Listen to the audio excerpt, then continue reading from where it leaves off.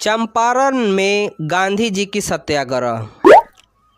1916 में लखनऊ कांग्रेस अधिवेशन के बाद चंपारण के एक किसान राजकुमार शुक्ल ने गांधी जी से मुलाकात किए और चंपारण आने के लिए कहा।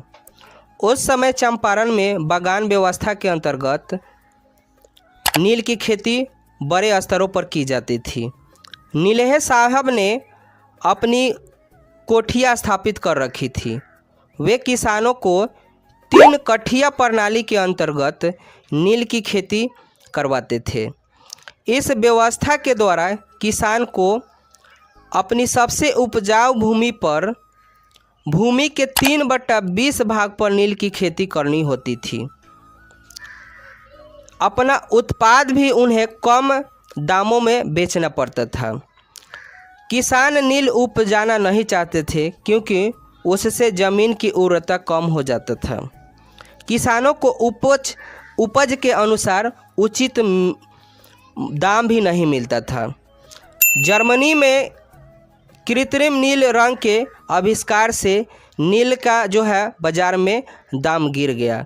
इस घाटे को नीलहों ने किसानों पर थोपने लगा और उनसे हर्जाना मांगने लगे, जिससे किसान नील की खेती नहीं छोड़ सकते थे।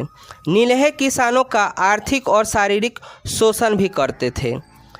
किसानों की शिकायत करने वाला कोई सुनने वाला नहीं था। किसानों के उत्पीड़न का समाचार पाकर गांधी जी अपने अनेक सहयोगी में थे डॉक्टर राजेंद्र प्रसाद, आचार्य कृपलानी, गोरख प्रसाद, ब्रजकिशोर प्रसाद, धरणी प्रसाद। इनके साथ गांधी जी 1917 में चंपारण गए। उन्होंने किसानों की शिकायतों की जांच की। गांधी जी ने किसानों के अहिंसात्मक आंदोलन चलाने को कहा। इससे किसान इकट्ठा होने लगे। सरकारी अधिकारियों ने गांधी जी के कार्य को रोक दिया गया और उन्हें कहा कि आप यहाँ से चले जाइए चंपारण छोड़कर। लेकिन गांधी जी अपना कार्य करते रहे। फलतः उन्हें गिरफ्तार करके उन पर मुकदमा चलाया गया। सरकार ने किसानों की शिकायत की जांच की।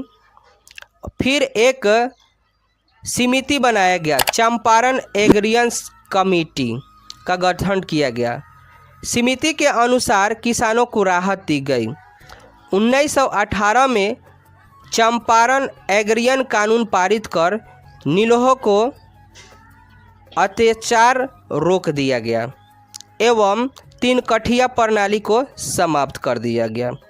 गांधी जी ने चंपारण में सत्याग्रह का पहला सफल प्रयोग किए थे।